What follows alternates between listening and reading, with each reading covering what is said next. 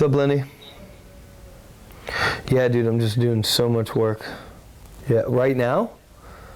No way, man. Dude, that's great news. All right, I'll see you soon.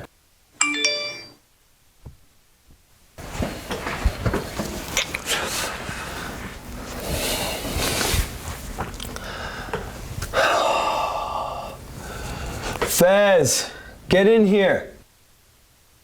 Yeah? What? Fez, listen to me. We got a really big star coming in today, and I need you to be on your best behavior. When am I not? Tara Strong won't even return our calls after what you did. I was making a statement. Look, I'll pay you to behave. We both know you don't got any money. Seriously, what do I need to do to keep you from acting out? I want my name in the title. The voiceover show with Lenny, Xavier, and Fez? No. It's Fez, Lenny, and Xavier. I'll run it by Lenny. Xavier, I'm back, and look who I brought with me. Bill Farmer, the voice of Goofy. Hi, how you doing? Huh. Well, you definitely look goofy. All right. I'm gonna be the king of the voiceover show.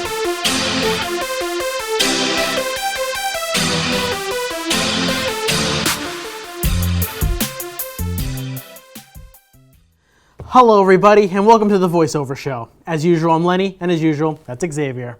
Hey guys, today this is episode 3 of the voiceover show. And we have one of the most iconic Disney stars in the entire universe. This is a man who needs no introduction. You've heard him throughout all of your life. So without further ado, this is Bill Farmer, everybody. Lord, howdy. Nice coming to the wall. Nice to have you here, Bill. My pleasure. Glad to be here. How are you doing? I'm doing great. At the time, you just came off a cruise ship, didn't you? Yes, yesterday. And so we're staying a couple of days at Walt Disney World and just kind of relaxing and getting a vacation from our vacation. I could tell by the magic band on your wrist. Oh, yeah, it's still there. I can, the key to the world right here. You can't fool a Floridian who goes to Disney all the time. You know what that is. It's in goofy blue as well, too. Nice. Well, let's get right into it, guys. Let's start with the obvious questions. We always do that first. Sure. How did you get the role of Goofy? Oh, gosh. You don't learn this in college. There's no such thing as Goofy 101. I grew up in South Central Kansas, and I was one of those kids that really enjoyed cartoons and movies. I just lived at the movie theater. And I found out pretty early on that I could kind of do impressions of the people that I would see. And so I'd grow up and I would do impressions of Bullwinkle, hey boys and girls, how are you?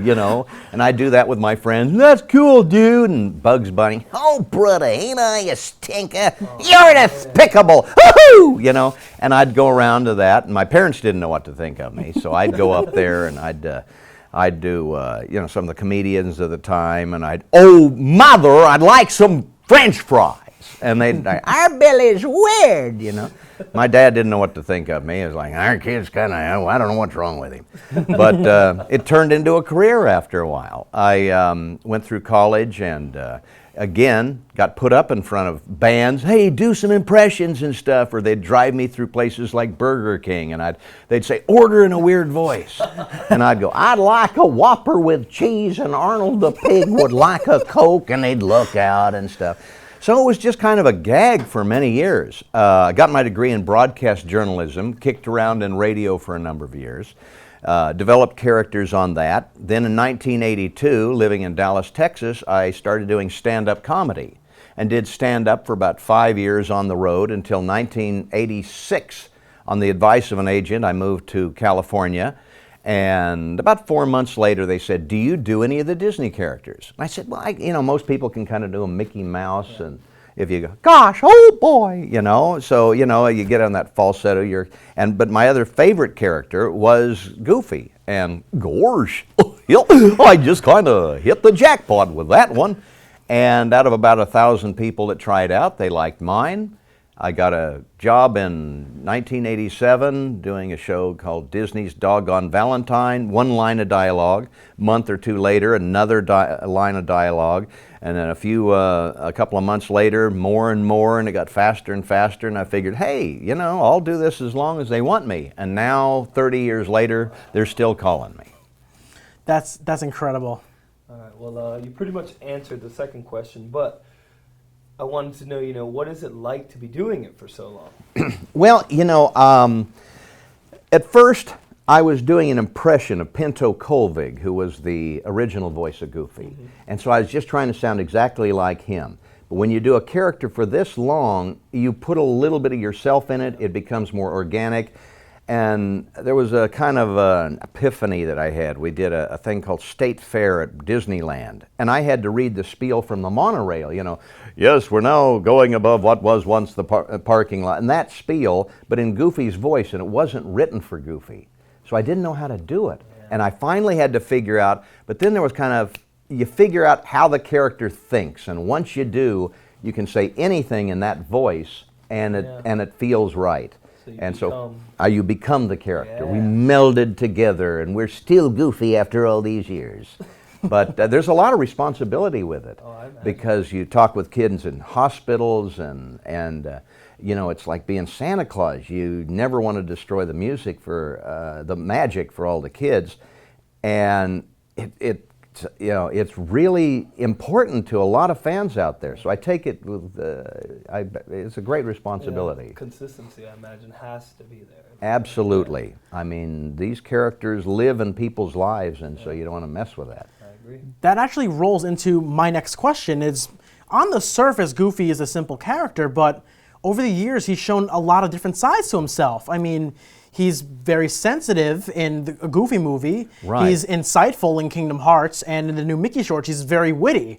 So what I wanted to go ask is, what's it like to breathe dimension and life into this character? It's interesting, as you say. Yeah, he didn't have. We added a lot of things to him, especially in a Goofy movie, where he had to be a nurturing father, and he had to show kind of pain, and he's upset that Max is lying to him. And we'd never done that before. And it took several, takes on each of those lines to get the right balance of still being Goofy and adding a new emotion that people hadn't seen before. Like when, he changes the map and they're heading back to L.A. instead of Lake Destiny, and he finds out. And, it's hard to add and make Goofy sad with it still being Goofy, That's the mark of a good actor, that you can do all that. And I learned very early on, voice acting is about the acting. It's voice acting, not voice acting. People ask me all the time, they say, oh, I think I have a great voice, I should do voices. Well, that's kind of like saying, I got a great guitar, I should be a guitarist. It's how you play, It's how you play the guitar that's important. It's how you play the character that's important.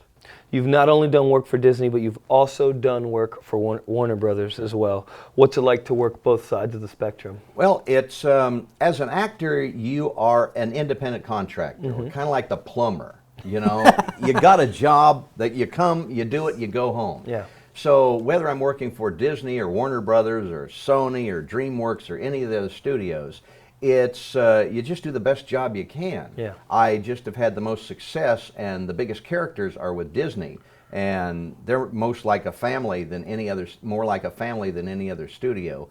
But it's a lot of fun to get out of Goofy's shoes once in a while and do some of the Warner Brothers characters. Those are floppy shoes. Yeah, they are big floppy shoes, or rabbit feet, or whatever. What was it like to play the Looney Tunes in Space Jam? That was an awful lot of fun, and I'd met Mel Blanc during the filming of Roger Rabbit, and he, when I was growing up, was like my idol. He's like every voice actor's idol, because he did so many great characters, and those are some of the voices that I did when I was growing up. Foghorn, Leghorn, that bow is about as sharp as a bowling ball. Or Sylvester, Fluffer and Fuckatash, they're monsters, Oh, man. And so to fill in for Mel was a big thrill for me in that movie. Also, Ivan Reitman, who was the producer of that movie, wanted to be the animation director because he'd never directed animation. And he was very giving. The great directors let the actor bring it. And they don't really, kind of rein you in with, I want it exactly this way. They say, hey, you're the pro on this. Tell us, just do what you do. And so he was let us have free range of the characters in that movie. Well, you made both of our days because Roger Rabbit is my favorite movie of all time. And Please! Oh, boy, Eddie! and Space Jam is Xavier's favorite movie. Really? Absolutely, yep. Oh, great. Yeah, that was a Love lot that of movie. fun. It's the best. It really is. All right, so. You had the next question. Oh, do I? Yes. Did you get to meet Michael Jordan? No, unfortunately. We did the whole movie, and the live action department was not even filming anywhere near we were, and we were in the studio. That's probably the worst thing about being a voice actor, especially these days. In the early days, when we were recording to like 24 track, we did it ensemble. When I did the series Goof Troop, we were all in the studio at the same time. We did it like a radio play. Now, most of the time, we do it solo. I'll go in, do my lines, and then Mickey will come in and do his lines, and Donald will do his lines, and they mix them together in post. So I only see them in the, the parking lot or, getting a coffee or something. Yeah. Oh, all right. Now, there is a thing a lot of people don't know about that I wanted to ask you about. You did a short film called Animated American. Yes. That was done in the kind of Roger Rabbit cartoons and human style. And you acted with Jason Marsden, who did Max. And I thought it was very interesting that you're acting again with him in a kind of a more serious role where you kind of terrorize him. Can you talk to us a little about that? Animated American was actually kind of a demo reel for the two producers, and I know it's Joe Hader, and I can't remember the other guy's name, but Jason Marsden was in on the production from the beginning, and he asked me would I appear in this as one of the animated characters, and of course I said yes. He, of course, is a good friend and almost like my second son, really. Just call him Max, and there you go. And so we got to come up with a voice. Bogey Bear is who I played in that, and I got to come up with that voice in about 5 minutes on the set. That's crazy. All right. So, when you're voice acting, what are some of the hazards that you run into, like cold, sore throat? What takes you out of commission? That's about the worst thing for a voice actor is a cold, because then you go in and, yuck, yeah, I'm goofy, and that's what you sound like. And they say, yeah, come back in a couple of days when you sound better. So, yeah, you just try and take care of your voice a little bit and don't stress it out too much. The worst thing for your voice that I found are doing certain jobs. Like video games can be really rough because they always save, like they always have a day where all the characters die, like, okay, you got killed, give a scream, Oh, yeah. And if you scream, and I even got a direction once. They said, okay, the zombie has ripped your arm off and he's beating you with it. Wow. What do you sound like when that happens? Ah! And if you do that for about a couple of hours, you'll sound like the Godfather for the rest of the day. Yeah. Did you run into that kind of thing when you were doing Kingdom Hearts? Not as much. I did do some fight sounds. And we always save those for the end of the day. So if you messed up your throat, you'll be okay by the next day. Do you ever improvise, or do you just stick strictly on script? It depends on the project and the director. Sometimes they want you to just say those words and just get those lines out. But a lot of times I'll do 2 or 3 takes. If I'm saying, gosh, howdy, Mickey, I might change it to, hey, Mickey, what's happening? Or, gosh. But you have to rely in animation on the director so much, because if I'm saying a simple line like, hi, Mickey, I've got to know in my head, since Mickey's not there, is he 5 feet away from me, 20 feet away, way up in a balloon, or where? Because that would affect on how I play it. If I'm just saying, gosh, howdy, Mick, or hi, Mickey, or howdy, Mickey. Totally different delivery depending on the situation. Or like if you're driving in a car, like making the Roadster Racers. Absolutely. The situation, the environment you're in. It's totally quiet in the sound studio, but in the the episode, a house might be on fire and you hear fire, so you're probably a little more panicked to get out of the place than you would if you're sitting by a lake. That comes into play. All right. Do you ever have fun with your voices in public? Oh yeah. Sometimes at Disneyland, I never want to destroy the magic for anyone, but sometimes you'll see a dad and he's been there all day, and we're going to see Splash Mountain if it kills me, And so he's got a kid on his shoulder, and the kid's like this, and sometimes I've been there. Gosh, howdy. And the kid will look around like, where's Goofy? And he doesn't see Goofy, he just sees me. Daddy, I heard Goofy. Shut up, go to sleep. That's fun to do, play jokes with once in a while. That's awesome. Now, one thing we like to do here on the show, if you're up for it, is maybe 3 or so in-character questions. Would you be willing to do that for us? Sure, yeah. Okay, Goofy, do you have any advice for the single fathers out there? Gosh, take vacations very often. You'll need it. That's so cool. So, Goofy, how are things with Sora and Donald? Oh, gosh, we're just trying to fight the Heartless and find Mickey. We can never find that guy. And they're pretty good guys to hang around with. Okay, here's a bit of a difficult one. Yosemite Sam, would you consider yourself a hothead? Why? Who says I'm a hothead? That makes me angry. Okay, we'll be right back as soon as the Sam calms down. Hey, do you like shirts? We've got shirts. Right now at thevoiceovershow.com/store, you can pick up one of our great shirt designs. We have sales on a fairly regular basis, and new designs are always being worked on behind the scenes. But these designs aren't just limited to shirts, You can get them on laptop cases, phone cases, hey, even a mug if you want to. Go grab one for yourself, grab one for your friends, grab one for your dog. I'm not gonna tell you how to live your life. Again, that's thevoiceovershow.com/store. All right, enough of that. Back to the show. What's up, guys? We're back here with Bill Farmer, and this is our activity for this episode. So we're going to do a little role play. I'm going to give him some ridiculous situations for some characters that he plays. So we'll start off with Goofy. Ready, Bill? Of course, sure. Goofy, you just got pulled over for speeding. Plead your case to the cop. Gosh, officer, I'll tell you, I can't tell what speed I'm going. I'm a dog. I can't read numbers. And I'm Goofy. What do you expect? That's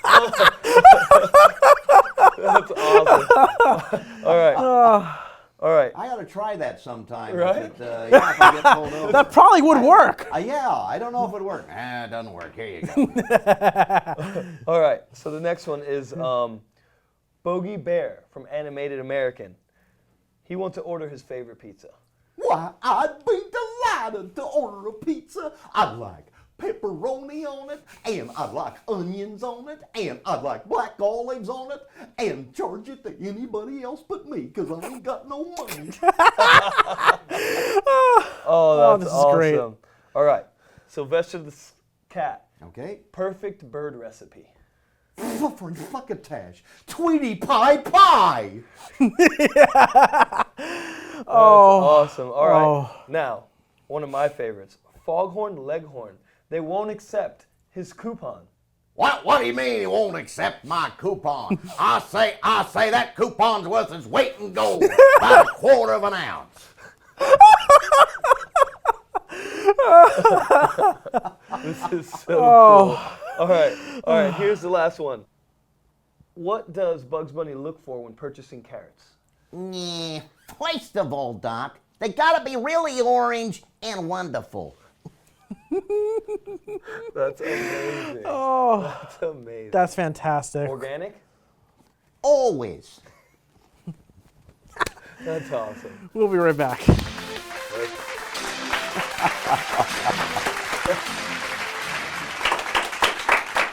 Bill, we've had a lot of fun today. It was my pleasure. It was great. Before we go, we want to give you a little parting gift. Now, we're not just going to give you a gift card to Kohl's or something. Every gift here is handmade by me. I'm kind of a prop builder. Oh. So, to thank you for being with us today and for safeguarding all of our childhoods, a shield. Goofy Oh my shields gosh. From Kingdom Oh my Hearts. gosh, a Kingdom Hearts shield. Now, it's a little delicate, so just be a little careful with it. Yes. Try not to flex it too much, but... Oh, that's wonderful. Where are those darn heartless? You know, that's great. Thank you, for guys. joining us on the show, everybody. My pleasure. Thank you, Bill. Thank you. We'll see you next time, everybody.